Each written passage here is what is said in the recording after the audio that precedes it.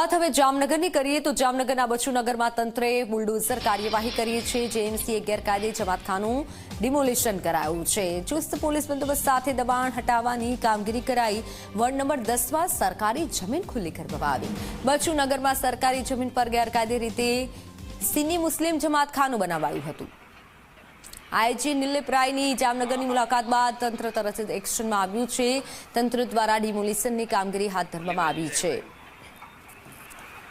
Police બંદોબસ્ત સાથે ડિમોલિશનની કામગીરી કરવામાં આવી। જામનગરના બચુનગરમાં તંત્રએ બુલડોઝર કાર્યવાહી કરી છે।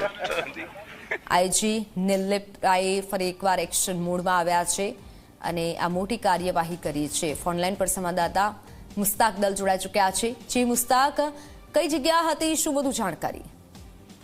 બિલકુલથી મિત્તલ, વાત કરવામાં આવે તો જે રીતે રેન્જ આઈજી રાજકોટમાં નિલીપ રાયની નિમણૂક કરવામાં આવી છે, ત્યારબાદ જે છે ગુનેગારોમાં એક ફફડાટ મચી જવા પામ્યો છે। સાથે સાથે તંત્ર દ્વારા પણ આકરી કાર્યવાહી હાથ ધરવામાં આવી રહી છે। 2 દિવસની જામનગરની આઈજી નિલીપ રાયની મુલાકાત બાદ જે છે પરમ દિવસના જે છે વોર્ડ નંબર 12માં એક ડિમોલિશન હાથ ધરવામાં આવ્યું હતું। જે ગેરકાયદે દબાણ કરવામાં આવ્યું હતું, એક વ્હાઇટ હાઉસ નામની જે ઇમારત છે તેનું ડિમોલિશન કરવામાં આવ્યું હતું। અને ગઈકાલે પણ જે આઈજીની સૂચના હતી અને જે રીતે વોર્ડ નંબર 10માં બચુનગર વિસ્તારમાં એક ગેરકાયદે જમાતખાનું સહિતના અનેક દબાણો કરવામાં આવ્યા હતા અને આ દબાણ ઉપર જેએમસી દ્વારા આજ સવારથી જ બુલડોઝર ફેરવી અને ડિમોલિશનની મેગા કાર્યવાહી હાથ ધરવામાં આવી રહી છે।